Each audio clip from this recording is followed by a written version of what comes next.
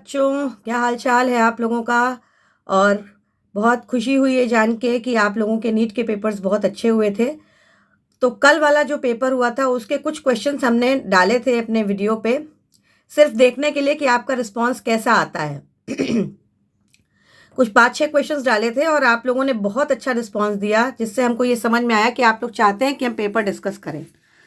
तो आज हमने आपके लिए लाए हैं बॉटनी का पूरा पेपर 2024 का, यानी कल का जो पूछा गया है नीट में, उसको डिस्कस करेंगे। बॉटनी का सेक्शन पूरा, और उसके बाद जूलॉजी का सेक्शन हम लोग कल डिस्कस करेंगे या शायद शाम को हम कर लें, जैसा भी रहेगा हम आपको बताएंगे। तो आज बायो का बॉटनी का सेक्शन हम लोग डिस्कस करने जा रहे हैं। जो क्वेश्चंस हमने कल भी करवाए थे वो भी हम इसमें इंक्लूड करेंगे, तो आप लोग ध्यान दें। तो क्वेश्चन पेपर खुला हुआ है इसीलिए आपके साथ में, अब आप लोग देखते चलिए। तो पहला क्वेश्चन है, identify the set of correct statements, कि इसमें कौन से स्टेटमेंट्स करेक्ट हैं। तो देखो आंसर दे रहा है सेकंड वाला। इसका मतलब सीधे सीधे है कि पहला ऑप्शन गलत है। क्या है कि फ्लावर्स जो है वेलस्नीरिया के कलरफुल होते हैं और नेक्टर प्रोड्यूस करते हैं। गलत क्यों है?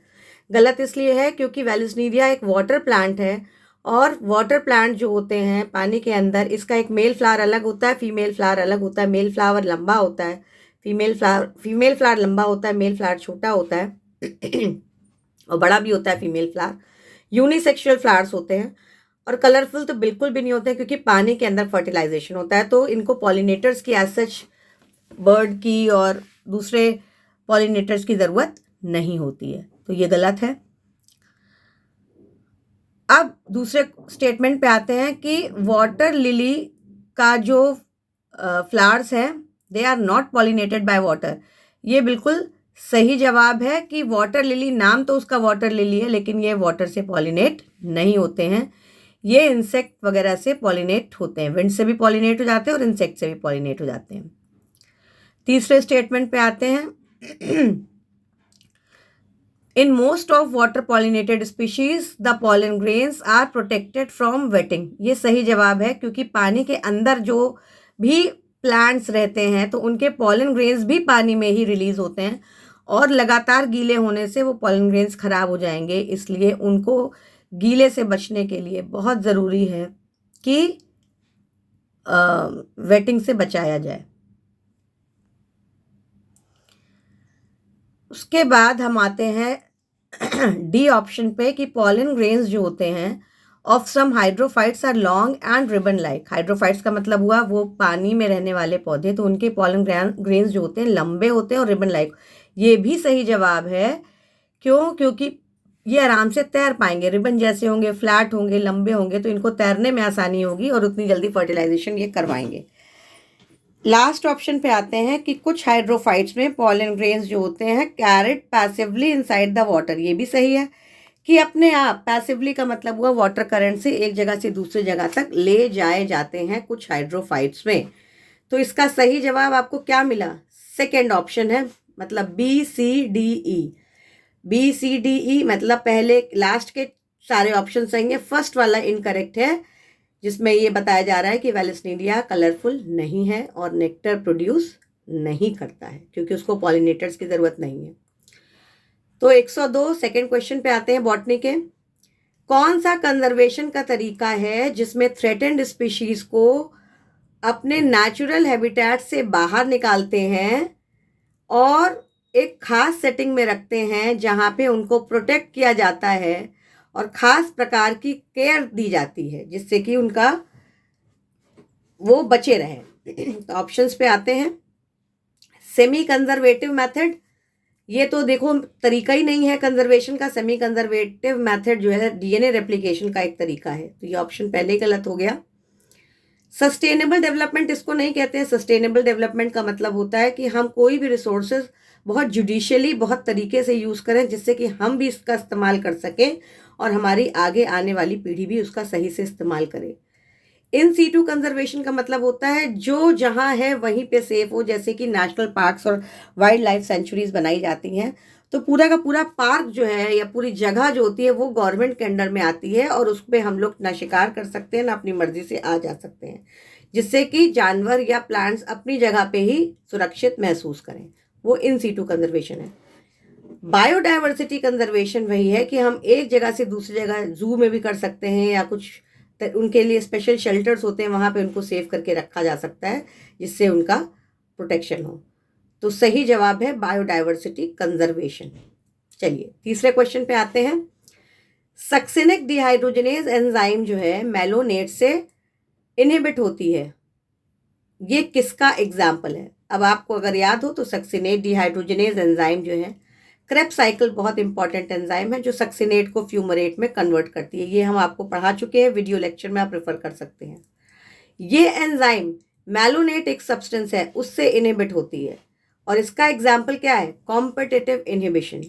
कॉम्पिटिटिव इनहिबिशन में क्या होता है कि हर एक एंजाइम का एक एक्टिव साइट होता है जहाँ पे जो उसका सबस्ट्रेट होता है वो आके अटैच होता है। तो जो इनहिबिटर होता है जैसे कि मेलोनेट है, उसका स्ट्रक्चर बहुत कुछ ओरिजिनल सबस्ट्रेट की तरह होता है, तो वो उसके साथ मुकाबला करता है, compete करता है कौन सबसे पहले सबस्ट्रेट के साथ कौन सबसे पहले एक्टिव साइट के साथ एंजाइम के जुड़ेगा, तो उसको कहते हैं कॉम्पिटिटिव इनहिबिशन। तो अगर हम चाहते हैं कि इनहिबिटर जुड़े, क्योंकि हमको अगर क्रेब्स साइकिल रोकनी है तो हम बहुत सारी मात्रा में मेलोनेट लेते हैं, और अगर हम चाहते हैं कि मेलोनेट ना रोके तो हम बहुत सारी मात्रा में उसका सबस्ट्रेट यानी सक्सिनेट लेते हैं। ठीक है।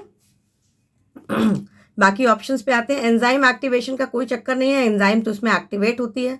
कोफैक्टर इनहिबिशन का भी कोई चक्कर नहीं है, इसमें कोफैक्टर्स जो एंजाइम के साथ यूज होता है वो एक्टिवेट होता है, यहाँ पे ऐसा कोई सच कोई कोफैक्टर है नहीं। फीडबैक इनहिबिशन का मतलब होता है कि बहुत सारे स्टेप्स में फाइनल स्टेप जो होता है वो इनहिबिट करता है फर्स्ट स्टेप को, तो ये भी कोई चक्कर नहीं है, इसलिए first option is the correct option. चलिए चौथे क्वेश्चन पे आते हैं कि कौन सा सीट का हिस्सा है जिसमें जो है is destined to form root. Root जो है सीड में कौन सा हिस्सा बनाते हैं हमें पता है, रेडिकल। तो अगर हमको इतना पता है कि रेडिकल बनाता है तो हम इस डायग्राम में खोज लेंगे कि रेडिकल कौन सा हिस्सा है। तो ऑप्शन सी वाला जो हिस्सा है वो रेडिकल बनाता है। ठीक है, सी वाला हिस्सा रेडिकल है। ए क्या है? ए कोलियोप्टाइल है जो कि प्रोटेक्ट करता है किसको? प्ल्यूमूल वगैरह को, कि और आसानी से लीफ वगैरह बाहर आने को देती है, ये प्रोटेक्शन का काम इसका है। बी वाला हिस्सा प्ल्यूमूल है जो कि शूट को बनाता है आगे चल के।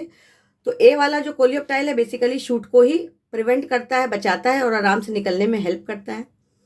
डी वाला हिस्सा सीलोराइजा है, ये रूट को प्रोटेक्ट करता है।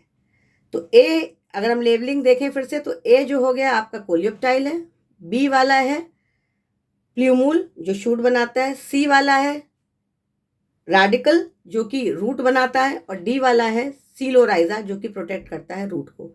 तो सही ऑप्शन फर्स्ट वाला है यानी सी है जो कि रेडिकल या रूट बनाता है। नेक्स्ट क्वेश्चन पे आते हैं 105th क्वेश्चन पे। बुलीफॉर्म सेल्स किसके लिए रिस्पॉन्सिबल हैं? देखो बुलीफॉर्म सेल्स नाम देखो क्या है, बुली करना, यानी बड़े बड़े सेल्स होते हैं ये मोनोकॉट्स में, और इनका काम क्या होता है? Increase photosynthesis. ये इनके अंदर कोई क्लोरोफिल नहीं मिलती है तो कोई फोटोसिंथेसिस नहीं कराते हैं ये। Providing large spaces for storage of sugar, storage करते हैं लेकिन वाटर की करते हैं, तो ये भी ऑप्शन गलत है, शुगर नहीं वाटर स्टोर होता है। तीसरा है invert curling of leaves in monocots, यही ऑप्शन करेक्ट है क्योंकि ये क्या करते हैं कि बुलीफॉर्म सेल्स इस तरीके से मुड़वा देते हैं। ये बेसिकली मिलते कहाँ है? ये अपर सरफेस पे मिलते हैं। मोनोकॉट की लीफ की ऊपरी वाली सतह पे बड़े बड़े सेल्स होते हैं, ये मिलते हैं, और इनका काम है अंदर की तरफ लीव्स को मोड़ना। क्यों? इसलिए जिससे कि अगर लीव्स जो है एक्सपोज्ड रहेंगी तो ज़्यादा से ज़्यादा ट्रांसपायरेशन होगा और वाटर लॉस होगा, तो वाटर लॉस को प्रिवेंट करने के लिए। इसीलिए देखो सेकंड ऑप्शन में जो है ये बताया गया कि स्टोरेज ऑफ वाटर, पानी भी स्टोर करता है और पानी को बचाता है। सॉल्ट स्ट्रेस तो एज सच नहीं करता है, इसलिए फोर्थ ऑप्शन करेक्ट है, इनकरेक्ट है। तो करेक्ट ऑप्शन क्या है? Curling of leaves in monocots, क्योंकि ये प्रोटेक्ट करता है, पानी को बचाता है और लीव्स को ट्रांसपायरेशन ज़्यादा से ज़्यादा ना हो, एक्सपोज ना हो लीव्स, उसको रोकता है। एक 106 क्वेश्चन पे आते हैं जो कह रहा है कि कौन से रिक्वायर्ड है डार्क रिएक्शन के लिए, फोटोसिंथेसिस के कौन से डार्क रिएक्शन के लिए रिक्वायर्ड है? तो देखो लाइट है, क्लोरोफिल है, CO2 है, ATP है और NADPH है। तो फर्स्ट वाला आंसर है आपका, जिसमें लास्ट के तीनों ऑप्शन ही करेक्ट हैं। CO2 की तो फिक्सेशन ही होती है डार्क रिएक्शन या केल्विन साइकिल में, और एटीपी और एनएडीपीएच दोनों ही यूज़ होते हैं। एटीपी यूज़ होता है एसिमिलेटरी पावर के लिए, एनएडीपीएच यूज़ होता है रिड्यूसिंग पावर के लिए, और कार्बन डाइऑक्साइड की फिक्सेशन होती है, इसीलिए ये तीनों यूज़ होते हैं। एटीपी और एनएडीपीएच कहाँ से आते हैं? ये आते हैं लाइट रिएक्शन से, तो बी सी डी इसे ही होगा। बाकी के ऑप्शंस की अगर हम बात करें तो लाइट और क्लोरोफिल लाइट रिएक्शन के लिए ज़रूरी हैं, जो कि फोटोसिंथेसिस का पहला रिएक्शन है। और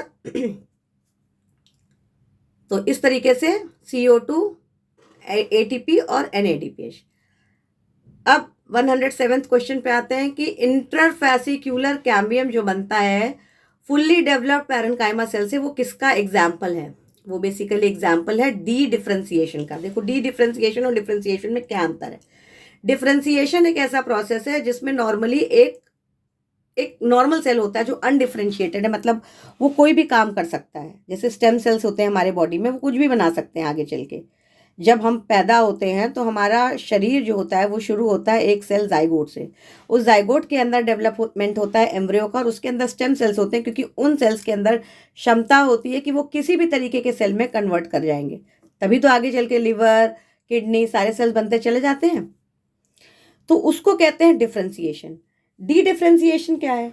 डी डिफ्रेंसिएशन का मतलब होता है कि ऑलरेडी जो डिफ्रेंशिएट हो चुके हैं सेल्स, उसको वो कोई चीज़ बनाए। तो यहाँ पे क्या है कि ऑलरेडी जो है पैरेन्काइमा डेवलप हो चुका है, और फिर पैरेन्काइमा डेवलप होकर के बाद कोई डेवलपमेंट नहीं होता है। मतलब ऑलरेडी जब डेवलपमेंट नॉर्मली होता है तो उसके बाद कोई डेवलपमेंट नहीं होता है, लेकिन डेवलप होने के बाद वो फिर से इंटरफेसिक्यूलर कैम्बियम अगर बना रहा है तो वो एग्जाम्पल है डी डिफ्रेंसिएशन का। मैच्योरेशन का कुछ नहीं है। मैच्योरेशन का मतलब होता है कि कोई चीज़ मैच्योर हो रही है, ज़रूरी नहीं कि उस वक्त डिफ्रेंसिएशन हो। और रीडिफ्रेंसिएशन का मतलब होता है कि एक बार डिफ्रेंसिएशन हो गया वो फिर से डिफ्रेंसिएशन हो। डिफरेंस देखो, डी डिफ्रेंसिएशन का मतलब हुआ कि जो ऑलरेडी डिफ्रेंशिएटेड है वो कोई और नई चीज़ बनाएगी, और रीडिफ्रेंसिएशन का मतलब वही चीज़ फिर से बनाएगी। तो ये डिफरेंस है दोनों में। हाइंड, नेक्स्ट क्वेश्चन पे आते हैं 108। हाइंड 3 जो रेस्ट्रिक्शन एंजाइम होती है हीमोफिलस बैक्टीरिया से निकलने वाली, तो ये जो है इसका पूछ रहा है कि रिकग्निशन सीक्वेंस कितने बेस पेयर की होती है। तो ये जो है EcoR1 भी एक रेस्ट्रिक्शन एंडोन्यूक्लियस है। रेस्ट्रिक्शन एंडोन्यूक्लियस बेसिकली वो एंजाइम्स हैं जो एक खास रेस्ट्रिक्शन साइट को रिकग्नाइज करती हैं, पहचानती हैं डीएनए के अंदर, और उनमें फिर कट लगाती हैं कैंची की तरह, इसीलिए इसको मॉलिक्यूलर सीजर भी कहते हैं। तो ये जो है ये क्या करती हैं? रेस्ट्रिक्शन एंडोन्यूक्लियस बेसिकली डीएनए को काटती हैं। तो अगर हम बात करें HIND2 की तो उसके अंदर 6 बेस पेयर की सीक्वेंस होती है, इसका मतलब 4th ऑप्शन करेक्ट है। 109th क्वेश्चन पे आते हैं। ट्रॉपिकल रीजन्स जो है बहुत सारी स्पीशीज़ रिचनेस क्यों दिखाते हैं? स्पीशीज़ रिचनेस का मतलब होता है बहुत तरीके की डाइवर्सिटी होती है स्पीशीज़ की, तो क्यों दिखाते हैं? पहला ऑप्शन पढ़ते हैं हम लोग। ट्रॉपिकल लैटिट्यूड्स जो है बहुत अनडिस्टर्ब छोड़े गए हैं मिलियंस ऑफ ईयर्स से, इसलिए ज़्यादा समय अवेलेबल होता है स्पीशीज़ के डाइवर्सिफिकेशन के लिए। ये सही जवाब है, क्योंकि ट्रॉपिकल लैटिट्यूड्स में एक जैसा मौसम होता है जिसकी वजह से बहुत डिस्टर्बेंस यहाँ पर नहीं है। तो ऐसा कांस्टेंट एनवायरनमेंट जो होता है तरह तरह की स्पीशीज़ को जन्म देने के लिए बहुत ही ज़रूरी होता है। तो ऑप्शन ए करेक्ट है। दूसरे ऑप्शन पे आते हैं। Tropical environment are more seasonal, नहीं, ये बहुत ही कांस्टेंट होता है। सीजनल का मतलब हुआ कि बदलता रहता है, तो ऐसा नहीं है। तीसरा है more solar energy is available in tropics, बिल्कुल सही बात है। क्योंकि ट्रॉपिकल रीजन जो होते हैं, ट्रॉपिक ऑफ कैंसर और ट्रॉपिक ऑफ कैप्रिकॉर्न जो अर्थ होता है उसके बीच के रीजन होते हैं, तो अच्छी खासी सनलाइट मिलती है इक्वेटर के पास होने की वजह से, तो सोलर एनर्जी बहुत मिलती है इनको, तो सही है ये ऑप्शन।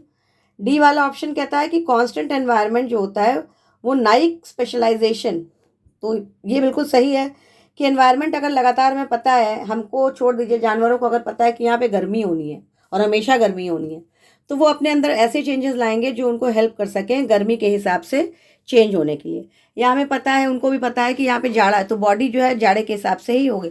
अभी 2 दिन गर्मी है, 2 दिन जाड़ा है, 2 दिन बारिश है, तो बॉडी को अडाप्ट करने में दिक्कत होती है, तो स्पीशीज़ डाइवर्सिटी कम हो जाती है। पर जहाँ कॉन्स्टेंट एनवायरनमेंट होता है वहाँ पे स्पीशीज़ डाइवर्सिटी अच्छे से रहती है। ऑप्शन ई में आते हैं, कह रहा है ट्रॉपिकल एनवायरनमेंट जो है कांस्टेंट है और प्रिडिक्टेबल है। बिल्कुल सही जवाब है कि एनवायरनमेंट कांस्टेंट तो है ही, बताया था, एक जैसा रहता है, और प्रिडिक्टेबल हमें पता है कि गर्मी है तो गर्मी ही रहने वाली है। तो ऑप्शन 3 जिसमें कह रहा है A C D E सही है वो सही है, बाकी बी वाला सही नहीं है। चलिए 110th क्वेश्चन पे आते हैं। कौन सा इसमें क्राइटेरिया फंजाई का नहीं है? ये कल क्वेश्चन हमने इंक्लूड किया था, बिल्कुल साफ बताया था। मोड ऑफ न्यूट्रिशन, ये आपकी बुक में एकदम क्लियरली मेंशन्ड है कि mode of spore formation, fruiting body and morphology of mycelium are the criteria for classification of fungi. बिल्कुल एग्जैक्टली यही लाइन दी हुई है, जिसपे हम लोग बैसिडियोमाइसिटीज, सेस्कोमाइसिटीज, ड्यूटेरोमाइसिटीज, इस पे सब हम क्लासिफाई कर सकते हैं। तो ऑप्शन 4 सही है। नेक्स्ट क्वेश्चन पे आते हैं 111 पे कि कितने ATP और NADPH रिक्वायर्ड होते हैं, कितना चाहिए होता है उसको CO2 फिक्स करने के लिए। CO2 फिक्स करने के लिए कितना है, तो इसको बिल्कुल आप अच्छे से याद कर लीजिए कि 3 मॉलिक्यूल ATP चाहिए और 2 मॉलिक्यूल NADPH का चाहिए। पूरी की पूरी कैल्विन साइकिल है, कहाँ क्या होता है उसको आप अच्छे से रटिए और एकदम याद रखिए, इसको लर्न कर लीजिए कि 3 मॉलिक्यूल्स ATP और 2 मॉलिक्यूल्स NADPH की रिक्वायरमेंट होती है। जैसे कि उस साइकिल में है 3-फॉस्फोग्लिसरेट से 1,3-बिसफॉस्फोग्लिसरेट बनता है, तब एक ATP यूज होती है। इसके अलावा उस स्टेप में दूसरा स्टेप है ग्लिसरॉल्डिहाइड 3-फॉस्फेट से रिबुलोज बिसफॉस्फेट बनता है, तो वहाँ पर ATP यूज होती है। इसी तरीके से 1,3-बिसफॉस्फोग्लिसरेट से ग्लिसरॉल्डिहाइड 3-फॉस्फेट बनता है, तो वहाँ पे एक NADPH यूज होता है। तो ये पूरी की पूरी कैल्विन साइकिल जब आप अच्छे से लर्न करेंगे तो आपको समझ में आ जाएगा कि 2 मॉलिक्यूल्स ATP के और 3 मॉलिक्यूल्स NADPH के यूज होते हैं। अब हम लोग 112th क्वेश्चन पे आते हैं। These are regarded as major cause of biodiversity loss. Major cause of biodiversity loss क्या है? ये भी हमने कल टेकअप किया था। ओवर एक्सप्लॉयटेशन तो है ही है, ओवर एक्सप्लॉयटेशन है, को एक्सटिंक्शन भी है, क्योंकि एक साथ 2 स्पीशीज जो होती है एक्सटिंक्ट होती है, एक साथ रहती हैं, और अगर एक खत्म हुई तो दूसरी भी खत्म होती है, तो ये भी सही जवाब है। म्यूटेशन पॉजिटिव भी हो सकती है, फायदेमंद भी हो सकती है, इसलिए म्यूटेशन को हम लोग नहीं इंक्लूड करेंगे। और हैबिटेट लॉस एंड फ्रैगमेंटेशन, ये जो है ये भी बहुत इंपॉर्टेंट कॉज है। और माइग्रेशन कॉज नहीं है, क्योंकि माइग्रेशन का मतलब होता है एक जगह से दूसरी जगह जाना, वो फायदे के लिए होता है। तो सही जवाब है ओवर एक्सप्लॉयटेशन, को extinction, habitat loss and fragmentation, यानी ऑप्शन 2। चलिए अब हम लोग आते हैं नेक्स्ट क्वेश्चन पे 113th पे।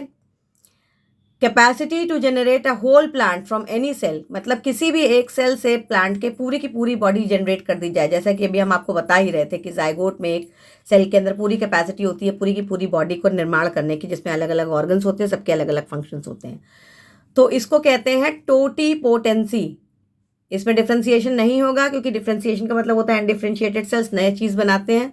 सोमैटिक हाइब्रिडाइजेशन का मतलब होता है कि fusion of isolated protoplast to create a hybrid cell, एक हाइब्रिड सेल बनाते हैं। और माइक्रो प्रोपोगेशन भी टिश्यू कल्चर से रिलेटेड है, सेल से लेकर के पूरा का पूरा टिश्यू और फिर पूरा का पूरा जो है प्लांट जनरेट करना। तो ये सारी चीज़ें हम लोग एक सेल से नहीं बनाते हैं, बल्कि इसको कहते हैं टोटीपोटेंसी। ठीक है, चलो 114th क्वेश्चन पे आते हैं। ये इक्वेशन दी हुई है, ये है वर्ल्स पर्ल लॉजिस्टिक ग्रोथ की इक्वेशन। इसमें पूछ रहा है carrying capacity from this equation के क्या इंडिकेट करता है? कि हमेशा कैरिंग कैपेसिटी होता है। कैरिंग कैपेसिटी का मतलब होता है किसी भी इकोसिस्टम में एक फिक्स्ड अमाउंट के रिसोर्सेज होते हैं, वो ही यूटिलाइज होते हैं। फॉर एग्जाम्पल अगर हम बता दें कि एक जगह है और उस जगह पे सिर्फ 10 लोगों का खाना है, पानी है, ठीक, तो 10 लोग तो एडजस्ट कर गए आराम से, 8 लोग भी एडजस्ट कर जाएंगे क्योंकि एम्पल अमाउंट ऑफ खाना का। जब 8 से 10 होंगे तो चलो एडजस्ट हो जाएगा, क्योंकि 10 लोग का तो प्रोविजन था ही। 10 से जब 15 हो गए तो किसी तरीके से धक्का मुक्की करके हो जाएगा, लेकिन तब भी बड़ा मुश्किल होगा। और जहाँ 16वां पहुँचा तहाँ जो है मारामारी होने लगेगी और खाने या पानी से लोग मरने लग जाएंगे। तो उसको कैरिंग कैपेसिटी कहते हैं। मतलब एक लेवल है, उस लेवल के बाद उसको इकोसिस्टम सस्टेन नहीं कर पाता है, तो ये होती है कैरिंग कैपेसिटी। उसको के रिप्रेजेंट करते हैं। बाकी पॉपुलेशन डेंसिटी जो होती है वो dN/dt से रिप्रेजेंट होती है, वो पॉपुलेशन ग्रोथ रेट है। आर जो है दोनों रिप्रेजेंट कर सकता है, बायोटिक पोटेंशियल भी और intrinsic rate of natural increase भी पॉपुलेशन का रिप्रेजेंट कर सकता है। तो कैरिंग कैपेसिटी इसका सही जवाब है। 115 क्वेश्चन बड़ा सरल सवाल है कि स्पिंडल फाइबर्स जो होते हैं काइनेटोकोर से किस वक्त अटैच होते हैं? तो स्पिंडल फाइबर्स जो होते हैं वो क्या करते हैं? क्रोमोसोम के सेपरेशन में हेल्प करते हैं। ये कहाँ होता है? ये मेटाफेज में होता है। मेटाफेज में जो होता है सारे इक्वेटर पे लाई कर जाते हैं। कब? जब स्पिंडल फाइबर्स अच्छे से रहते हैं इक्वेटर पे। तो ये इसका आंसर है मेटाफेज, फोर्थ ऑप्शन। अब ये बोल रहा है कि कौन से फ्लावर्स की पोजीशन है कैलिक्स, करोला, एंड्रोशियम के ऊपर बेस्ड। तो ये देखो, ध्यान दो, अगर ए और बी का यही एग्जैक्टली डायग्राम आपके एनसीईआरटी में दिया हुआ है, ये दोनों ही क्या हैं? ये पेरीगाइनस फ्लावर्स हैं। क्यों? क्योंकि यहाँ पे देखो ओवरी का जो लेवल है और बाकी के जो फ्लोरल पार्ट्स का लेवल है, दोनों ही डायग्राम में वो एक बराबर है, मतलब एक लेवल से निकले हैं दोनों, तो उसको पेरीगाइनस कहते हैं दोनों में। हाइपोगाइनस का मतलब होता है सुपीरियर ओवरी, मतलब ओवरी ऊपर की तरफ रहती है, बाकी के फ्लोरल पार्ट्स नीचे रहते हैं। एपिगाइनस फ्लावर क्या होता है? उसके अंदर ओवरी इंफीरियर होती है, मतलब ओवरी नीचे की ओर रहती है और बाकी के फ्लोरल पार्ट्स उसके ऊपर से निकलते हैं।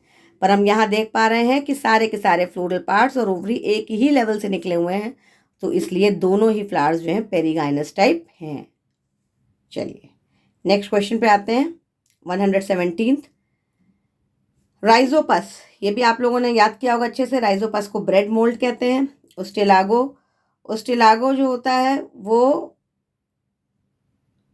एक मिनट, हाँ, ओस्टेलागो जो होता है, आंसर आपका थर्ड है। तो ओस्टेलागो जो है स्मट फंगस कहलाता है। ओस्टेलागो के सामने ही लिखा है स्मट फंगस, वो स्मट फंगस ही कहलाता है। और पक्सीनिया जो है रस्ट फंगस कहलाता है, क्योंकि वो रस्ट वगैरह के लिए जिम्मेदार होता है, प्लांट में जो लग जाता है सफ़ेद रंग का। और अगैरिकस को तो मशरूम कहते ही हैं। तो इसको आप लोग फिर से समझ लीजिए। राइजोपस को हम लोग क्या कहते हैं? ब्रेड के ऊपर उगता है, ब्रेड मोल्ड है जो भुकड़ी जैसी जम जाती है ग्रीन कलर की। ओस्टेलागो का वहीं पे दिया हुआ है स्मट फंगस। पक्सीनिया जो है रस्ट फंगस है और अगैरिकस जो है मशरूम है। ये क्वेश्चन भी हमने कल टेकअप किया था कि बी और बी, स्मॉल बी डोमिनेंट है वाइट कलर पे, तो कौन सा प्लांट जो है with which genotype would you produce. नहीं, ये कल टेकअप नहीं किया था। इस क्वेश्चन को समझ लीजिए कि एक प्लांट में black seed colour capital b है, कैपिटल बी स्मॉल बी है, वो डोमिनेंट होते हैं वाइट सीड कलर पे, स्मॉल बी पे। अब आपको फाइंड आउट करनी है कि जो ब्लैक कलर की सीड बनी उसकी जीनोटाइप क्या होगी। तो अगर ब्लैक कलर की सीड बन रही है, इसका मतलब 100% कैपिटल बी होगा, मतलब डोमिनेंट ही होगा। कैपिटल बी होगा या कैपिटल बी स्मॉल बी होगा? स्मॉल बी नहीं हो सकता है। तो उसकी जीनोटाइप डिटरमिन करने के लिए हम लोग क्या करते हैं? हम लोग करेंगे टेस्ट क्रॉस का मतलब हुआ डोमिनेंट पेरेंट को, जिसकी जीनोटाइप हमको नहीं पता है, उसको हम लोग फर्टिलाइज करवाएंगे, हाइब्रिडाइज करवाएंगे। किसके साथ? रेसेसिव जीनोटाइप के साथ, यानी स्मॉल बी के साथ।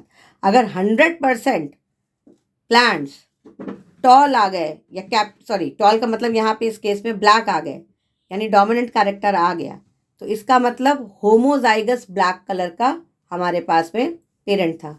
और अगर 50% ब्लैक आए और 50% वाइट आए, इसका मतलब जो एक पेरेंट हम लोगों ने लिया हुआ था उसकी जीनोटाइप कैपिटल बी और स्मॉल बी है। तो कुछ भी डिटरमिन करने के लिए हम लोग ने क्या किया? हम लोगों ने टेस्ट क्रॉस करवाया, यानी रेसेसिव पेरेंट को क्रॉस करवाया डोमिनेंट पेरेंट के साथ, जिसकी जीनोटाइप हमको नहीं पता थी। ठीक है, तो ऑप्शन 4 है ऑप्शन 4 है कैपिटल बी, ऑप्शन 4 है स्मॉल बी, यानी ये रेसेसिव वाले के साथ में। ये वाला हम लोग ने कल टेकअप किया था 119 को, कि स्नैपड्रैगन जिसके अंदर जो है इनकम्प्लीट डोमिनेंस होता है, मतलब पूरी तरीके से जो है हेट्रोजाइगस कंडीशन में डोमिनेंट रिप्रेजेंट नहीं होती है। हेट्रोजाइगस कंडीशन जो होती है वो मिक्स हो जाती है, ब्लेंडिंग हो जाती है कैरेक्टर्स की, मिल जाते हैं कैरेक्टर। तो इसमें हम लोगों ने क्या लिया है कि अगर रेड को हमने पिंक को रेड के साथ क्रॉस किया, तो पिंक का मतलब हुआ कि वो हेट्रोजाइगस होगा और रेड का मतलब हुआ वो होमोजाइगस होगा। तो अगर हम आर से रिप्रेजेंट करते हैं तो पिंक होगा कैपिटल आर स्मॉल आर, और रेड होगा कैपिटल आर और कैपिटल आर। तो जब इनको क्रॉस कराएंगे तो किसी भी हालत में वाइट यानी स्मॉल आर नहीं मिलेगा, क्योंकि दूसरे वाले में स्मॉल आर है ही नहीं। तो उस केस में क्या होगा? उस केस में आपको केवल रेड फ्लावर्स मिलेंगे और पिंक फ्लावर्स मिलेंगे, वाइट फ्लावर्स नहीं मिलेंगे। चलिए नेक्स्ट क्वेश्चन पे आते हैं, 120th क्वेश्चन पे। इसमें आपको एक टेबल दिया हुआ है, बताना है कि उस टेबल में क्या है। 2 या 2 से ज़्यादा ऑल्टरनेटिव फॉर्म्स ऑफ जीन, आपको पता है इसको अलील कहते हैं। क्रॉस जो होता है F1 प्रोजेनी का होमोजाइगस रेसेसिव प्लांट के साथ, वो क्या अभी अभी हमने आपको बताया था, उसको टेस्ट क्रॉस कहते हैं। अगर होमोजाइगस रिसेसिव है और हमको जीनोटाइप नहीं पता है एक पेरेंट का जो डोमिनेंट है, तो उसको हम लोग रिसेसिव जीनोटाइप के साथ क्रॉस करते हैं, उसको कहते हैं टेस्ट क्रॉस। और तीसरा है cross of F1 progeny with any of the parents, वो हमें नहीं पता कि कोई भी पेरेंट हो सकता है, डोमिनेंट रिसेसिव कुछ भी हो सकता है, तो वो कहलाता है बैक क्रॉस, सीधे सीधे बैक क्रॉस, जिसमें किसी भी पेरेंट के साथ क्रॉस करवा देते हैं। और लास्ट ऑप्शन है कि number of chromosome sets in a plant, वो प्लॉइडी लेवल होता है। हैप्लॉइडी का मतलब हुआ कि उसमें आधे हैं क्रोमोसोम्स की संख्या, डिप्लॉइड का मतलब हुआ 2n है, ट्रिप्लॉइड का मतलब हुआ 3n है, इस तरीके से। तो ऑप्शन 1 करेक्ट ऑप्शन है। नेक्स्ट क्वेश्चन पे आते हैं 121 पे। लेसिथिन, ये भी हमने टेकअप किया था कल। लेसिथिन एक छोटा सा मॉलिक्यूलर वेट कंपाउंड है जो कि लिविंग टिश्यूज में मिलता है। वो किसका एग्जाम्पल है? वो हमने आपको बताया था, वो ग्लिसराइड का एग्जाम्पल है, क्योंकि बाकी के जो ऑप्शंस हैं, सॉरी, ये फॉस्फोलिपिड का एग्जाम्पल है। फॉस्फोलिपिड्स का मतलब हुआ ये हमारी मेम्ब्रेन में रहते हैं और इसके अंदर लिपिड्स जो होते हैं उसमें फॉस्फेट ग्रुप अटैच होता है, पोलर हेड ग्रुप होता है और non polar fatty acid chain होता है। तो लेसिथिन भी उसी में का एक है। अमीनो एसिड प्रोटीन से रिलेटेड है, कार्बोहाइड्रेट वो होता नहीं है और ग्लिसराइड्स वो है नहीं। तो ऑप्शन बच रहा है आपका ऑप्शन 4, दैट इज फॉस्फोलिपिड्स। चलिए 122 क्वेश्चन पे आते हैं। कौन क्या बनाता है इसमें, ये मैच करनी है लिस्ट। ये देखो बहुत इजी लिस्ट है, अगर आपको नहीं भी पता थी तो आप थोड़ा सा दिमाग लगा लेते तो आप कर लेते। क्लॉस्ट्रीडियम बॉट्यूलिकम ये बैक्टीरिया है और ब्यूटाइलिकम साफ साफ बता रहा है कि ये क्या बनाएगा, ब्यूटायरिक एसिड बनाएगा है ना। दूसरा सैकेरोमाइसिस सर्विसाई, आप लोग बचपन से पढ़ते चले आ रहे हैं कि वो क्या है, वो इथेनॉल को बनाने में यूज होता है, तो वो इथेनॉल आपको पता ही होगा। और ट्राइकोडर्मा पॉलीस्पोरम नाम किससे मैच कर रहा है, साइक्लोस्पोरिन ए, तो वही बनाता है। और स्ट्रेप्टोकाकस जो है स्ट्रेप्टोकाइनेस बनाएगा। तो ये बिल्कुल इजी सा सवाल था जो नाम से ही आप बना सकते थे। इस फिगर में कौन सा कंपोनेंट की आउटर वॉल है और हाईली थिकेंड इनर वॉल है? ये गार्ड सेल्स में होते हैं। गार्ड सेल्स की इनर वॉल थिक होती है, आउटर वॉल थिन होती है। तो गार्ड सेल इसमें कहाँ रिप्रेजेंट हो रहा है, सी वाले पोर्शन में देखो वो गार्ड सेल है। बाकी का देखो ए वाला जो है ये एपिडर्मल सेल्स है, बी वाला सब्सिडरी सेल है, सी वाला तो गार्ड सेल हो गया और डी वाला हो गया स्टोमेटा। तो इस तरीके का जो अरेंजमेंट होता है वो गार्ड सेल्स में होता है, जो कि रिप्रेजेंट है थर्ड ऑप्शन से, सी ऑप्शन से। चलो 124 क्वेश्चन, ये हमने कल टेकअप किया था। कौन सा एग्जाम्पल है एक्टिनोमॉर्फिक का? तो एग्जाम्पल जो है धतूरा, यही एक्टिनोमॉर्फिक है। एक्टिनोमॉर्फिक का मतलब होता है रेडियल सिमेट्री, मतलब किसी भी प्लेन से हम डिवाइड करेंगे 2 हिस्सों में बराबर से बढ़ जाएगा उसका फूल। और बाकी पाइसम, सस्बेनिया और कैसिया, ये तीनों में ही जो है जाइगोमॉर्फिक सिमेट्री मिलती है। इसका मतलब क्या हुआ, जाइगोमॉर्फिक का मतलब होता है कि केवल और केवल एक प्लेन से हम 2 हिस्सों में बराबर बांट सकते हैं। चलिए 125 क्वेश्चन पे आते हैं कि यूनिट जो है ट्रांसक्रिप्शन का डीएनए में, वो डिफाइन होता है प्राइमरीली 3 रीजन से। उसके 3 रीजन क्या हैं? ट्रांसक्रिप्शन का मतलब होता है कि जिसमें कि आरएनए बनाने की प्रक्रिया, डीएनए से आरएनए बनाने की प्रक्रिया और डीएनए का जो स्ट्रैंड हेल्प करता है आरएनए बनाने में, वो टेम्पलेट स्ट्रैंड कहलाता है। तो उसमें क्या क्या चीज़ें होती है? सबसे पहली बात तो आरएनए पॉलीमरेज आकर के जुड़ेगी, इसलिए प्रमोटर होना चाहिए, क्योंकि प्रमोटर रीजन पे ही वो जुड़ती है, रिक्रूट करवाता है प्रमोटर, इसलिए प्रमोटर तो होना ही होना चाहिए। दूसरा एक स्ट्रक्चरल जीन होना चाहिए जिसका रिप्रेजेंटेशन होगा किसी भी फंक्शनल प्रोडक्ट में या आरएनए में या प्रोटीन में, तो स्ट्रक्चरल जीन होनी चाहिए। और टर्मिनेटर सीक्वेंस होनी चाहिए कि एक पॉइंट पे आके वो टर्मिनेट हो जाए आरएनए सिंथेसिस, क्योंकि उसकी अब रिक्वायरमेंट नहीं है। तो ऑप्शन 2 जिसमें कह रहा है कि प्रमोटर, स्ट्रक्चरल जीन और टर्मिनेटर सही ऑप्शन है, यही करेक्ट ऑप्शन है। बाकी अगर हम देखें तो रिप्रेसर रोकता है जीन एक्सप्रेशन को, इंड्यूसर जीन एक्सप्रेशन को बढ़ाता है, लेकिन ये ट्रांसक्रिप्शन यूनिट में होना ना होना ज़रूरी नहीं है। तीसरे वाले में देखो रिप्रेसर वही रोकता है, ऑपरेटर जीन जो होती है वो एक तरह से ऑपरेट करता है पूरे के पूरे ओपरॉन को, उसके एक्सप्रेशन को बढ़ाता घटाता है, तो उसकी भी कोई ख़ास ज़रूरत है नहीं। स्ट्रक्चरल जीन तो खैर था उसमें। और लास्ट वाले ऑप्शन में आते हैं तो उसमें ट्रांसपोजॉन्स और ऑपरेटर जीन दिया। ऑपरेटर जीन तो बताया आपको, ट्रांसपोजॉन्स जो होते हैं वो जंपिंग एलिमेंट्स हैं और उससे उसका कोई लेना देना नहीं है ट्रांसक्रिप्शन से। अब हम लोग आते हैं 126 क्वेश्चन पे कि डीएनए का एक टुकड़े का भविष्य क्या होगा जो जीन ऑफ इंटरेस्ट कैरी कर रहा है अपने साथ और जिसको ट्रांसफ़र कर दिया गया है किसी भी एलियन ऑर्गेनिज्म में। तो पहला सवाल पढ़ते हैं, पहला ऑप्शन, पीस ऑफ डीएनए जो है would be able to multiply itself independently in the progeny cells of the organism. मतलब जो जीन ऑफ इंटरेस्ट हमने उसमें डाल दी तो वो लगातार प्रोजेनी सेल्स में डिवाइड करता रहेगा। ये ज़रूरी नहीं है कि वो डिवाइड करे, कर भी सकता है और नहीं भी कर सकता, इसलिए ये ऑप्शन करेक्ट नहीं है। दूसरा कह रहा है कि इट में गेट इंटीग्रेटेड इनटू, बिल्कुल सही बात है कि वो जब हमने डाला जीन ऑफ इंटरेस्ट को सही तरीके से वो इंटीग्रेट कर ही जाएगा। और उसके बाद कह रहा है कि वो मल्टीप्लाई करेगा और वो इनहेरिट हो जाएगा होस्ट जीन। ये भी सही है कि जीन ऑफ इंटरेस्ट जब हमने ट्रांसमिट कर दी तो वो लगातार डिवाइड भी होगा और वो ट्रांसमिट भी होगा आगे आने वाले पीढ़ी में, क्योंकि वो इस तरीके से गैमेट से भी वहीं पे जाएगा ये। तीसरा ऑप्शन आते हैं कि वो मल्टीप्लाई करता है और वो इनहेरिट हो सकता है होस्ट। वही बात है कि ज़रूरी नहीं कि करे ना करे। सॉरी सी वाला तो सही ऑप्शन है, बी एंड सी सही ऑप्शन हैं। और उसके बाद ये डी वाले ऑप्शन पे आते हैं कि alien piece of DNA is not an integral part of chromosome. ये इंटीग्रल पार्ट नहीं है। हाँ, ये इंटीग्रल पार्ट तो नहीं है क्योंकि इसको हम लोगों ने ऐड किया बाहर से। और एबिलिटी टू रेप्लिकेट, इसके बारे में हम बता रहे थे आपको कि कर भी सकता है और नहीं भी कर सकता है। तो ऑप्शन 1 जो कि बी और सी ऑप्शन को सही कहता है वही ऑप्शन करेक्ट है। ऑक्सिन जो होता है वो गार्डनर्स यूज करते हैं वीट फ्री लॉन्स बनाने के लिए। वीट फ्री लॉन्स का मतलब हुआ जो अनवांटेड प्लांट्स होते हैं वो लॉन में जब रहते हैं तो सारा न्यूट्रिएंट वगैरह हासिल कर लेते हैं और ओरिजिनल प्लांट्स जो हम चाहते हैं वहाँ पे ग्रो हों उनको एकदम कंपटीशन दे देते हैं। तो उसके लिए ऑक्सिन्स यूज़ करते हैं, लेकिन कोई भी डैमेज होता है ग्रास को नहीं मिलता है ऑक्सिन के थ्रू। क्यों? इसलिए नहीं मिलता है क्योंकि ग्रास जो होती है वो क्या करता है, मतलब ऑक्सिन जो होती है वो मोनोकॉट को अफेक्ट नहीं करता और ग्रास एक मोनोकॉट प्लांट है, तो इसलिए उसको कोई अफेक्ट नहीं होता है। दूसरा ऑप्शन कहता है कि can help in cell division in grasses. नहीं, वो हेल्प डिवीजन नहीं करता है, मतलब मोनोकॉट में कुछ हेल्प ही नहीं करता है।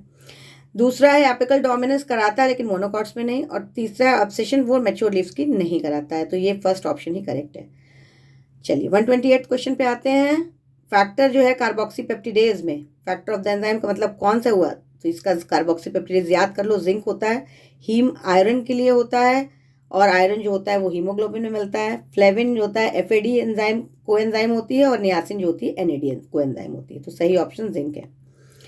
कौन लैक्टोज जो होता है ग्रोथ मीडियम में बैक्टीरिया के अंदर जब दिया जाता है तो उसको ट्रांसपोर्ट किया जाता है सेल से, किस एंजाइम के थ्रू? परमिएज ऑप्शन है। परमिएज ऑप्शन क्यों है? क्योंकि परमिएज एंजाइम जो होती है वो उसको ट्रांसपोर्ट में थ्रू द मेम्ब्रेन हेल्प करती है।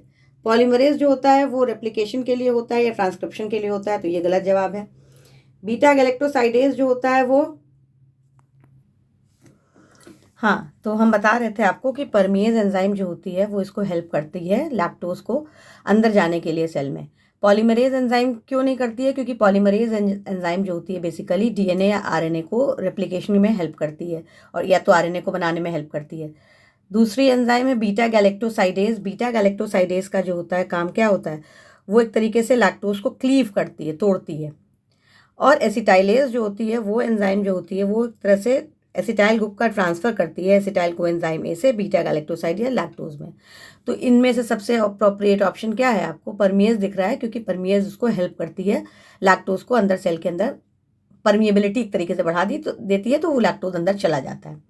क्वेश्चन अगला वाला है कि which one of the following can be explain on the basis of Mendel's law of dominance. कौन सा मेंडल लॉ के डोमिनेंस से आप उसको ले सकते हैं? तो उसमें क्या बताया जा रहा है, out of one pair of factors one is dominant and the other is recessive. आप बताइए कि एक पेयर से में एक रेसेसिव होता है और एक डोमिनेंट होता है। और दूसरा बता रहा है कि alleles do not show any expression and both the characters appear as such as in F1 generation. तो इसमें पूछा जा रहा है कि हमेशा ये ज़रूर ध्यान दीजिएगा, ये अगर आप लोग तो खैर कल कर चुके हैं, ये आने वाले बच्चों के लिए है कि नेक्स्ट टाइम जब आप लोग एग्जाम दे, इसमें क्वेश्चंस बहुत सारे करेक्ट और इनकरेक्ट के हिसाब से आते हैं। तो जहाँ करेक्ट करना है वहाँ आप लोग इनकरेक्ट ना कर दें, जहाँ इनकरेक्ट करना है वहाँ आप लोग करेक्ट ना कर दें। तो यहाँ पे आप लोग ध्यान से पढ़ लीजिए, which one of the following can be explained, कौन से एक्सप्लेन किया जा सकता है, मतलब आपको एक तरीके से करेक्ट ऑप्शंस चाहिए। तो करेक्ट ऑप्शंस कौन से हैं? पहला वाला ऑप्शन करेक्ट है कि उसमें से जो one out of one pair of factors, मतलब एक पेयर जो अलील है उसमें से एक डोमिनेंट होता है और दूसरा रेसेसिव होता है। सही जवाब। उसके बाद दूसरा बी वाला कह रहा है कि एलील्स कोई एक्सप्रेशन नहीं दिखाती हैं and both the characters appear as such in F2 generation. बिल्कुल दिखाती हैं, एक्सप्रेशन दिखाती ही हैं एलील्स। और तीसरा वाला है कि फैक्टर्स अकर्स इन पेयर, बिल्कुल उस वक्त जीन्स तो उन्होंने कहा नहीं तो उसको फैक्टर कहा था और वो पेयर्स में आकर करते हैं, तो बिल्कुल सही जवाब। और उसके बाद डी वाले ऑप्शन पे आते हैं। तो discrete unit controlling a particular character is called factor, ये भी सही है कि एक अलील जो होता है एक डिस्क्रीट कैरेक्टर को, जीन को कंट्रोल करता है, जीन को ही बताया था फैक्टर। और expression of any one of the parental characteristic is found in a monohybrid cross, ये भी सही जवाब है कि कम से कम एक पेरेंटल कैरेक्टर तो मिलेगी। अगर हम टॉल को डॉर्फ्स के साथ करेंगे तो F1 में टॉल मिलेगा और F2 में दोनों मिल जाएंगे कैरेक्टर, डॉर्फ भी मिलेगा 25%। तो कहने का मतलब है कि कम से कम एक पेरेंट का कैरेक्टर आपको दिखेगा ही दिखेगा। तो सारे ऑप्शन ही करेक्ट है एक्सेप्ट बी वाले को छोड़ के। बी वाले पे फिर से देख लेते हैं क्यों गलत है, क्योंकि alleles do not show any expression and both the characters, alleles do not show any expression, बिल्कुल एलील्स करते हैं एक्सप्रेशन शो, इस वजह से वो ऑप्शन गलत है। तो इस बार का पेपर मुझे लगता है कि आप लोगों को बहुत ही टफ तो नहीं कहेंगे लेकिन लेंदी पेपर था, क्योंकि हर एक ऑप्शन को पढ़ना और मेजर ऑप्शन, बहुत सारे ऑप्शन सही भी हैं, तो इसलिए थोड़ा सा हेक्टिक था ये पेपर। बहुत बच्चे बता रहे थे कि पेपर उस तरीके से नहीं हुआ, छूट गया है पेपर उन लोगों का। तो आप लोग थोड़ा सा प्रैक्टिस करिए कि आप लोग टाइमर लगा करके प्रैक्टिस करिए कि आपका पेपर ना छूटे। तो अगला क्वेश्चन है स्टेटमेंट बेस्ड है। तो पहला स्टेटमेंट कहता है कि बीटी टॉक्सिन जो है इंसेक्ट ग्रुप का टॉक्सिन है क्योंकि इंसेक्ट को ही इसकी एक्टिविटी को कंट्रोल करता है। और कोड होता है जीन बाय कौन सी जीन, क्रायल AC, बिल्कुल सही जवाब। ये बिल्कुल सही है कि बीटी टॉक्सिन जो है इंसेक्ट ग्रुप का टॉक्सिन है और जीन क्रायल AC से ही कोड होता है, तो ये सही है। दूसरा देखते हैं, BT toxin exist as inactive protoxin, हाँ वो सबसे पहले जब बॉडी के अंदर जाता है तो वो प्रोटॉक्सिन के फॉर्म में रहता है। और ये कहाँ से प्रोड्यूस होता है, बैसिलस thuringiensis, ये एक बैक्टीरिया है, उससे ये बीटी टॉक्सिन प्रोड्यूस होता है, तो ये इनएक्टिव फॉर्म में रहता है। However after injection by the insect, लेकिन जब वो टॉक्सिन इंसेक्ट खा लेता है तो वो इनएक्टिव टॉक्सिन गेट्स कन्वर्टेड, यहाँ तक बिल्कुल सही है, वो टॉक्सिन कन्वर्ट हो जाता है इनटू एक्टिव फॉर्म में भी कन्वर्ट हो जाता है इंसेक्ट की बॉडी के अंदर form due to acidic pH. बस यही गलती है कि यहाँ पे अल्कलाइन पीएच होनी चाहिए थी। तो देखो एक शब्द की हेरा फेरी से बच्चे कंफ्यूज हो जाएंगे कि ये सही है कि गलत है। यही चीज़ों पे आप लोगों को बिल्कुल ध्यान देना पड़ेगा कि क्या सही है और क्या गलत है। यहाँ पे जो है अल्कलाइन पीएच होना चाहिए था और एसिडिक पीएच है, मतलब वो प्रोटॉक्सिन के फॉर्म में ही रहता है। इंजेक्शन जब करता है इंसेक्ट तो एक्टिव टॉक्सिन के फॉर्म में रहता है, जब वो गट पे जाता है और अल्कलाइन मीडियम होता है तब, ना कि एसिडिक पीएच पे। तो स्टेटमेंट 1 करेक्ट है, स्टेटमेंट 2 रॉन्ग है। दूसरे ऑप्शन पे आते हैं, दूसरे क्वेश्चन पे 132, इसमें भी वही स्टेटमेंट बेस्ड है। Parenchyma is living but collenchyma is dead, यहीं पे गलत हो गया, दोनों ही लिविंग टिश्यू हैं, पैरेन्काइमा भी और कोलेनकाइमा भी, दोनों ही लिविंग टिश्यू हैं। जिम्नोस्पर्म्स लैक जाइलम वेसल्स, ये सही है क्योंकि जाइलम वेसल्स नहीं होते एक्सेप्ट एक आध जिम्नोस्पर्म से नीटम वगैरह इसमें होते हैं, अदरवाइज नहीं होते हैं मैक्सिमम। लेकिन जाइलम वेसल्स तो मेन कैरेक्टरिस्टिक होती है एंजियोस्पर्म से, बिल्कुल सही है। तो स्टेटमेंट 1 गलत है, स्टेटमेंट 2 सही है। 133 क्वेश्चन पे आते हैं, ये भी स्टेट बेस्ड क्वेश्चन है कि क्रोमोसोम्स जो होते हैं वो visible under light in microscope during leptotene stage. वो कह रहा है कि क्रोमोसोम्स जो हैं अच्छे से विजिबल हो जाते हैं लाइट माइक्रोस्कोप में ड्यूरिंग लेप्टोटीन। देखो लेप्टोटीन स्टेज क्या है, प्रोफेज 1 यानी फर्स्ट मियोसिस की जो फर्स्ट प्रोफेज होती है उसकी फर्स्ट स्टेज है। मियोसिस 2 डिविजन्स होती हैं, पहली हुई रिडक्शन डिवीजन, दूसरी इक्वेशनल डिवीजन।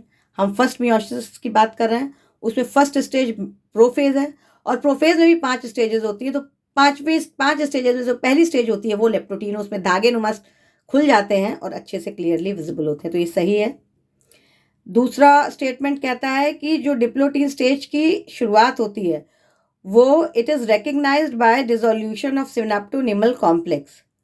तो डिप्लोटीन स्टेज भी मियोसिस 1 की प्रोफेज की एक स्टेज है और उसकी जो शुरुआत होती है वो सिनेप्टोनिमल कॉम्प्लेक्स के डिसोल्यूशन के साथ स्टार्ट होती है। ये बिल्कुल सही जवाब है क्योंकि सिनेप्टोनिमल कॉम्प्लेक्स जो है उसके पहले वाली स्टेज में बनता है, लेप्टोटीन, जाइगोटीन, पैकीटीन, डिप्लोटीन, डायकाइनेसिस। तो उसके पहले वाली स्टेज में बनता है और वो डिसॉल्व हो जाता है जाकर के डिप्लोटीन स्टेज में। तो इसमें दोनों ही स्टेटमेंट्स ट्रू हैं। अब फिर नेक्स्ट क्वेश्चन में आते हैं हम लोग, मैच द फॉलोइंग में। न्यूक्लियोलस का क्या काम है, न्यूक्लियोलस क्या करता है, राइबोसोमल आरएनए की सिंथेसिस करता है, तो ए का 3 होगा। और सेंट्रियोल्स जो हैं वो क्या करते हैं, centriole organisation like the cart wheel. Cart wheel का मतलब होता है जैसे कि गाड़ियों में जो पहिए लगे होते हैं तो उसमें, या झंडे में जो चक्र होता है वो भी एक कार्ट व्हील है। तो उसी तरीके का अरेंजमेंट 9+2 अरेंजमेंट उस तरीके से सबका रहता है उसके अंदर अंदर। तो सेंट्रियोल्स का वही अरेंजमेंट है, तो कार्ट व्हील उसका हो गया। ल्यूकोप्लास्ट जो है वो क्या करता है, न्यूट्रिएंट्स स्टोर करता है। Leucoplast, elaioplast, chromoplast. तो इसमें अलग अलग प्रोटीन स्टोर होते हैं और फैट्स स्टोर होते हैं, और उसके बाद में फिर वो कलर्ड पिगमेंट्स आ जाते हैं तो वो क्रोमोप्लास्ट कहलाता है। तो एक तरीके के ये जो क्या है, ये सब एक तरीके के क्रोमोप्लास्ट हैं, मतलब ल्यूकोप्लास्ट है जो कि कलर्ड नहीं है, वाइट कलर के हैं। गोल्जी अपरेटस क्या करता है, Golgi apparatus site of formation of glycolipids को फॉर्म करता है। तो ऑप्शन 3 आपका करेक्ट ऑप्शन है। यहाँ पे क्वेश्चन है, list of endangered species was release. पहले एंडेंजर्ड स्पीशीज जान लो। एंडेंजर्ड स्पीशीज जो खतरे में है उसकी लिस्ट कौन रिलीज करता है, IUCN। क्या इसका फुल फॉर्म है, international union for conservation of nature. International union है कंजर्वेशन ऑफ नेचर की, यही लिस्ट जो है जारी करता है। बाकी के ऑप्शंस भी देख लो। GEAC का फुल फॉर्म क्या है, जेनेटिक इंजीनियरिंग अप्रेजल कमेटी। ये जेनेटिक से रिलेटेड है। WWF पता ही होगा, वर्ल्ड वाइल्ड लाइफ फंड। और फोम का फुल फॉर्म है फ्रेंड्स ऑफ आर्कटा मार्श। तो IUCN इसका करेक्ट ऑप्शन है।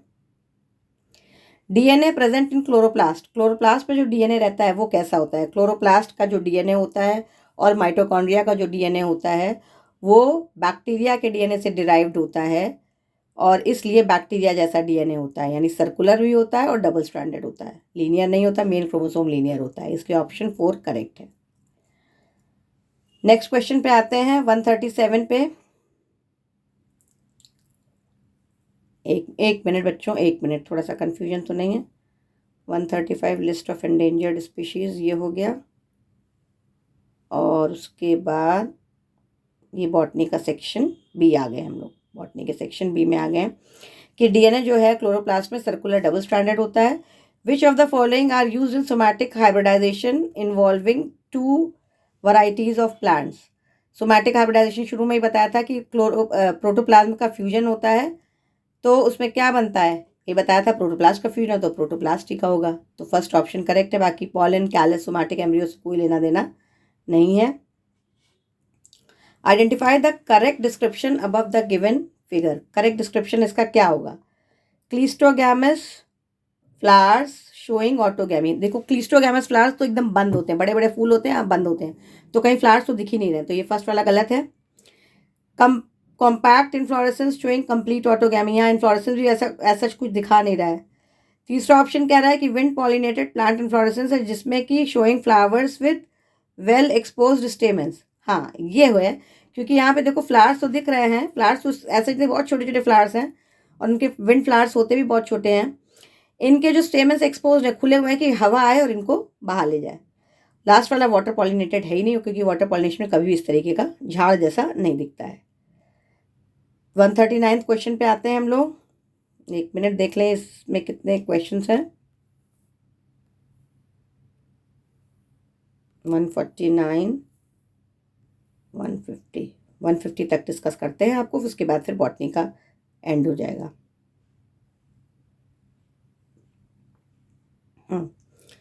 उसके बाद हम लोग आते हैं spraying sugarcane crop with which of the following plant growth regulators. Sugarcane में हम किस चीज़ का छिड़काव करेंगे, कौन से प्लांट ग्रोथ रेगुलेटर का छिड़काव करेंगे जिससे उसकी लेंथ स्टेम की बढ़ जाए, और स्टेम की लेंथ बढ़ेगी तो फ्लावर्स भी बढ़ेंगे और ईल्ड भी बढ़ेगी। तो किसका छिड़काव करते हैं, ऑक्सिन का। एपिकल डोमिनेंस कराता है, ग्रोथ करवाता है, तो हम लोग ऑक्सिन का ही छिड़काव करेंगे, चाहे सिंथेटिक हो, चाहे मतलब सिंथेटिक ही ऑक्सिन होता है 2,4-D का। 140 क्वेश्चन पे आते हैं कि किसने क्या किया है। इसमें है फ्रेडरिक ग्रिफिथ। फ्रेडरिक ग्रिफिथ किसके साथ एसोसिएटेड है, ट्रांसफॉर्मेशन के साथ। ट्रांसफॉर्मेशन वो प्रोसेस है जिसमें जो है DNA में नया DNA, फॉरेन DNA टेकअप कर लेते हैं, तो उसको ट्रांसफॉर्मेशन कहते हैं। फ्रांसिस जैकब एंड जैक, ये है ऑप्शन किसके साथ एसोसिएटेड है? जैकब और जैक्स जो हैं इन्होंने लैक ओपरॉन की खोज की थी, जिसमें कि लैक्टोज पूरा का पूरा जो जीन एक्सप्रेशन से रिलेटेड है वो पूरा बताया था उन्होंने। फिर है हरगोबिंद खुराना एसोसिएटेड है जेनेटिक कोड के साथ में, इसके लिए उनको नोबेल प्राइज़ भी मिला था। और मेसेल्सन स्टाल जो है वो एसोसिएटेड है semi conservative mode of replication, जिसका मतलब ये हुआ कि डीएनए में एक ओरिजिनल स्ट्रैंड रहता है और एक डॉटर स्ट्रैंड रहती है। ये मेसेल्सन स्टाल ने बताया था। इसीलिए देखिए क्वेश्चन पेपर कितना लेंदी है, क्योंकि बहुत सारे मैच द फॉलोइंग है, बहुत सारे स्टेटमेंट बेस्ड क्वेश्चन। फिर से मैच द फॉलोइंग क्वेश्चन आ गया। ग्लूट4 जो है वो किसके साथ एसोसिएटेड है? वो है enable glucose transport into cell. GLUT4 एक तरीके की प्रोटीन है और ये जब खुलती है तो इसके अंदर से ग्लूकोज का ट्रांसफॉर्मेशन मतलब अंदर की तरफ जाता है, ट्रांसपोर्ट होता है। इंसुलिन किसके साथ एसोसिएटेड है? वो पैंक्रियास के साथ एसोसिएटेड है, ब्लड शुगर लेवल को कंट्रोल करता है, ये एक तरीके का हार्मोन है। ट्रिप्सिन क्या है? ट्रिप्सिन एक तरीके की एंजाइम है, प्रोटीन डाइजेस्टिंग एंजाइम है। और कोलेजन क्या है? कोलेजन एक तरीके का सब्सटेंस है जो कि हमारे सेल के अंदर में रहता है। तो इंटरसेल्यूलर या दो सेल्स के बीच का, जो सेल के अंदर तो नहीं कह सकते हैं, दो सेल के बीच का जो सब्सटेंस होता है या बेसिकली जो सेल को स्ट्रेंथ भी देता है, तो वो कोलेजन प्रोटीन होती है। तो वो हो गया इंटरसेल्यूलर। चलिए नेक्स्ट फिर से स्टेटमेंट बेस्ड है। अब इसमें कह रहा है कि थोड़ा सा बड़ा करते हैं। C3 प्लांट्स में इन C3 plants some O2 bino rubisco, hence CO2 fixation is decreased। तो कुछ जो है रुबिस्को ऑक्सीजन भी फिक्स करती है, इसलिए CO2 जो फिक्सेशन होता है, मतलब ये थोड़ी सी एनॉमली है इस एंजाइम में, क्योंकि वो रुबिस्को का जो बाइंडिंग साइट है वो ऑक्सीजन से भी जुड़ता है और CO2 से भी जुड़ता है, तो थोड़ी बहुत गड़बड़ी हो जाती है उसको पूरी फिक्स करने में। तो स्टेटमेंट 1 सही है। स्टेटमेंट 2 क्या कहता है कि C4 प्लांट में मीजोफिल सेल्स जो होते हैं बहुत कम फोटो रेस्पायरेशन दिखाते हैं, जबकि बंडल शीथ सेल्स जो हैं do not show photo respiration. समझ में आ रहा है आपको क्या कह रहा है कि C4 प्लांट्स में जो दो क्रैंस एनाटमी मिलती है, मतलब मीजोफिल सेल्स और बंडल शीथ सेल्स का जो अरेंजमेंट होता है, इसमें मीजोफिल सेल्स जो होते हैं बहुत कम फोटो रेस्पायरेशन दिखाते हैं, जबकि बंडल शीथ सेल्स जो होते हैं वो बहुत सारा does not show photo respiration. Photo respiration तो देखो होती है, फोटो रेस्पायरेशन जो है थोड़ी मोड़ी होती है। तो ये स्टेटमेंट मतलब आंसर 1 करेक्ट है, स्टेटमेंट 1 करेक्ट है और स्टेटमेंट 2 इनकरेक्ट है। ट्राई कार्बोक्सिलिक स्टेप का तुमको स्टेप फाइंड आउट करना है, तो सही स्टेप सक्सिनाइल कोएंजाइम में से सक्सिनिक एसिड बिल्कुल बनती है, एक स्टेप है। और इसमें जो है अगर आपको याद होगी हमने अपने चैप्टर में पढ़ाया भी था आपको, क्रेब्स साइकिल वीडियो में है, आप लोग रेफर कर सकते हैं कि सक्सिनाइल कोएंजाइम ए से सक्सिनेट बनता है और एंजाइम कौन सी लगती है? सक्सिनाइल कोएंजाइम में सिंथेटेज लगती है एंजाइम, यहीं पे जीटीपी या एटीपी का निर्माण होता है। आइसोसिट्रेट से अल्फा कीटोग्लूटरेट, आइसोसिट्रेट से अल्फा कीटोग्लूटरेट, और इसमें क्या होता है? Which does not involve oxidation. अच्छा, इसमें क्वेश्चन पूछा जा रहा है कि जिसमें ऑक्सीडेशन ऑफ सबस्ट्रेट इन्वॉल्व नहीं है, विच डज नॉट इन्वॉल्व। तो सक्सिनाइल कोएंजाइम ए से सक्सिनेट में ऑक्सीडेशन इन्वॉल्व नहीं है, क्योंकि यहाँ पर एटीपी बन रही है, तो उसमें कुछ भी ऐसा नहीं हो रहा है कि यहाँ पे इलेक्ट्रॉन्स रिलीज हो रहे हैं। अब देखो, आइसोसिट्रेट से अल्फा कीटोग्लूटरेट एंजाइम कौन सी थी? Isocitrate dehydrogenase. क्यों? क्योंकि यहाँ पे हाइड्रोजन एटम्स मतलब प्रोटॉन्स रिलीज हो रहे हैं, इलेक्ट्रॉन्स रिलीज हो रहे हैं, जिनको कौन एक्सेप्ट कर रहा है? NAD एक्सेप्ट करके NADH रिड्यूस हो जा रहा है, तो यहाँ रिडक्शन हुआ। फिर मैलिक एसिड से ऑक्सैलो एसिटिक एसिड, यहाँ पर भी मैलेट डिहाइड्रोजनेज एंजाइम लगती है और NAD से NADH प्लस बनता है, क्योंकि यहाँ पे डिहाइड्रोजनेशन होता है, यानी प्रोटॉन्स और इलेक्ट्रॉन्स रिलीज होते हैं और उनको एक्सेप्ट कौन करता है? NAD करता है और वो खुद रिड्यूस हो जाता है, तो यहाँ पे ऑक्सीडेशन रिडक्शन हो रहा है। सक्सिनिक एसिड से फ्यूमरेट में भी क्या हो रहा है? ऑक्सीडेशन रिडक्शन हो रहा है। एंजाइम का नाम है सक्सिनेट डिहाइड्रोजनेज। यहाँ पे इलेक्ट्रॉन्स रिलीज होते हैं जो कि FAD एक्सेप्ट करता है और FADH2 बनाता है, जबकि सक्सिनेक पहला जो है सक्सिनाइल कोएंजाइम है, यहाँ पे सिर्फ ATP बनती है, कोई ऑक्सीडेशन रिडक्शन नहीं हो रहा है। चलिए 144th क्वेश्चन पे आते हैं। फिर से मैच द फॉलोइंग है। सिट्रिक एसिड साइकिल कहाँ होती है? सिट्रिक एसिड साइकिल माइटोकॉन्ड्रिया के मैट्रिक्स में होती है, ये हमने आपको पहले ही बताया था। ग्लाइकोलिसिस साइटोप्लाज्म में होती है। Electron transport inner mitochondrial membrane में होती है।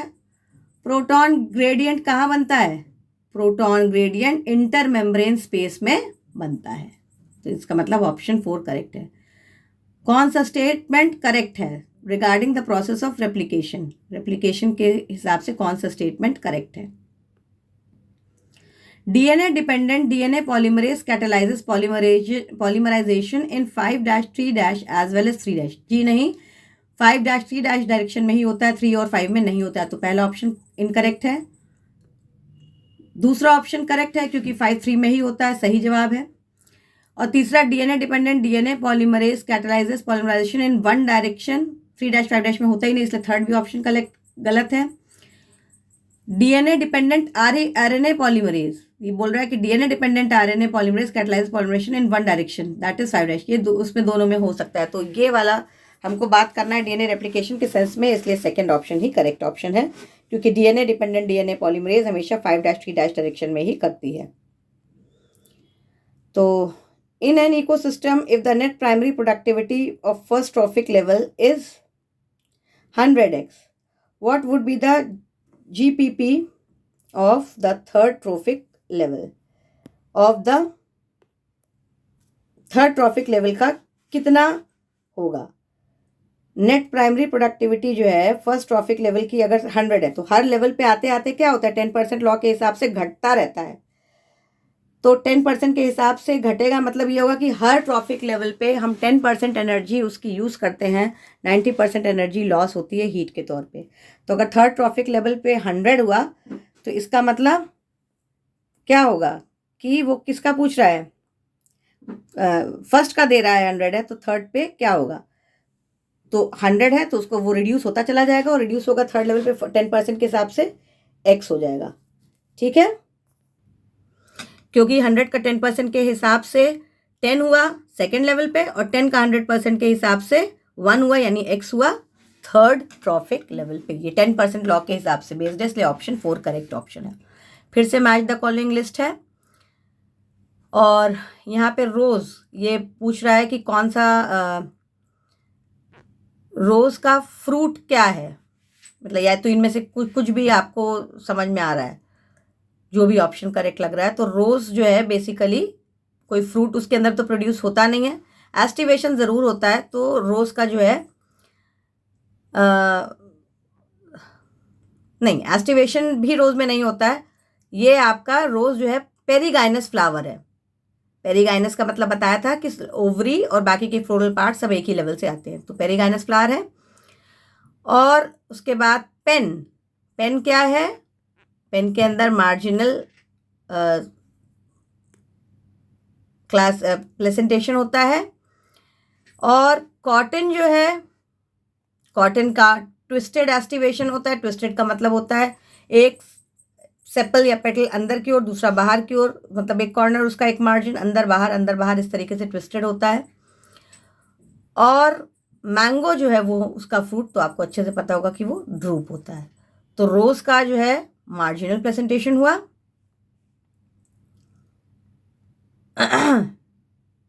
पेरीगाइनस फ्लावर हुआ, पेन का मार्जिनल प्रेजेंटेशन हुआ, कॉटन का ट्विस्टेड एस्टिवेशन है, और मैंगो का ड्रूप फ्रूट है। अब यहाँ पे फिर से मैच द फॉलोइंग है, कौन सा साइंटिस्ट ने क्या क्या किया? तो रॉबर्ट मे ने क्या किया? Global species diversity at about 7 million, ये इन्होंने किया था 7 मिलियन साल पहले। ग्लोबल स्पीशीज डाइवर्सिटी कैसे डिटरमिन की थी? फिर उसके बाद अलेक्जेंडर वॉन हम्बोल्ट ने क्या किया था? स्पीशीज और एरिया के बारे में एक रिलेशनशिप दी थी।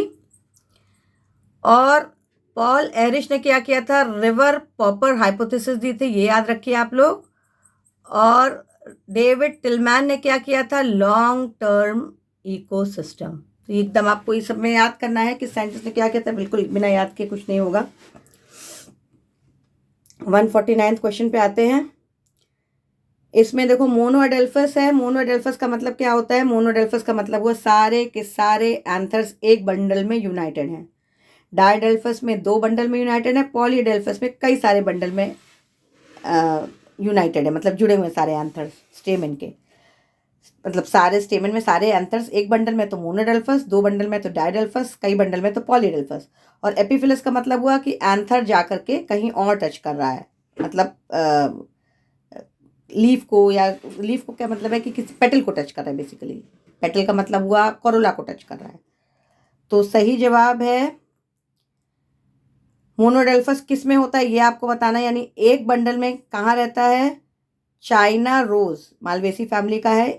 एम से याद रखिएगा, एम से मालवेसी, एम से मोनोडेल्फस, एक बंडल चाइना रोज जो कि मालवेसी फैमिली का है। और डायडेल्फस 2 बंडल में रहता है, ये मटर के पौधे में होता है, आपका फेबेसी फैमिली का है। पॉलीएडेल्फी कई सारे बंडल में रहते हैं, स्टेमेंस यूनाइटेड रहते हैं। ये सिट्रस है, जो जितने भी सिट्रस फ्रूट्स होते हैं, मतलब नींबू वगैरह की फैमिली का है। और एपिफिलस जो होते हैं वो लिली में है, लिलिएसी फैमिली को बिलोंग करता है, जिसमें कि एंथर जा करके टच करता है पेटल्स को। लास्ट क्वेश्चन पे आते हैं, 150th क्वेश्चन पे। ये स्टेटमेंट्स को पढ़ना है और आपको set of correct answers note करना है। फियोफाइसी मेंबर्स का, फियोफाइसी जो है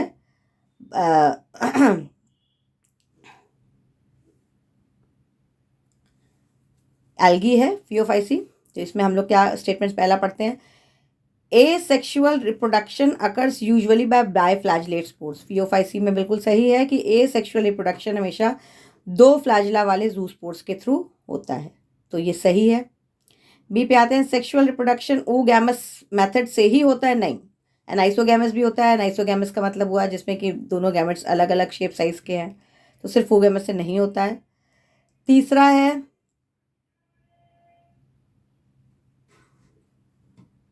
सी वाला ऑप्शन, देखते हैं। स्टोर्ड फूड जो होता है in the form of carbohydrate which is either mannitol और लेमिनेरिन। फियोफाइसी में मैनिटॉल और लेमिनेरिन दोनों के फॉर्म में इसका खाना स्टोर रहता है, तो ये सही जवाब है। और डी ऑप्शन पे आते हैं, the major pigment found are chlorophyll A मिलता है, सी मिलता है कैरोटिनॉइड से होता है, और ज़ैंथोफिल भी मिलता है। सही है, ज़ैंथोफिल मिलता है, कैरोटिनॉइड से, ए सी सब मिलता है। Vegetative, last option, vegetative cells में सेलुलोजिक सेल वॉल होती है जो कि कवर्ड होती है by outside by gelatinous coating. Algin से कवर्ड होती है, जिलेटिन से युक्त एल्जिन से कवर्ड होती है इसकी आउटर मेम्ब्रेन। तो ई ऑप्शन भी सही है। तो सब सही हैं, सिर्फ एक सही नहीं है, और वो है बी ऑप्शन, जो कि कहता है कि सेक्सुअल रिप्रोडक्शन सिर्फ oogamous टाइप का होता है। तो सिर्फ oogamous टाइप का नहीं होता है। अब इसके बाद हम लोग जूलॉजी आप पे आते हैं, पर अभी हम लोग जूलॉजी नहीं टेकअप करेंगे क्योंकि आज के लिए इतना ही काफ़ी है। जूलॉजी हम लोग नेक्स्ट रन पे, यानी कल या शाम को हम आपको टेकअप करेंगे। कल ही करते हैं, ज़्यादा बेटर होगा। तो आप इतने क्वेश्चंस को डिस्कस करिए, देखिए आपस में कितनी गलतियाँ की हैं, कितनी नहीं की हैं। जिन लोगों ने पेपर दिया है, जिन लोगों ने नहीं दिया है, वो भी सीखें कि आप लोग क्या इसमें कर सकते थे और क्या गलतियाँ कर सकते थे, क्या गलतियाँ नहीं कर सकते थे। चलो बच्चों, ऑल द बेस्ट। पढ़ाई जारी रखो और बहुत अच्छी तरह से जारी रखो, जिसमें खूब सारे नंबर आए तुम लोगों के, और खूब आगे बढ़ो, तुम लोग खूब आगे बढ़ो।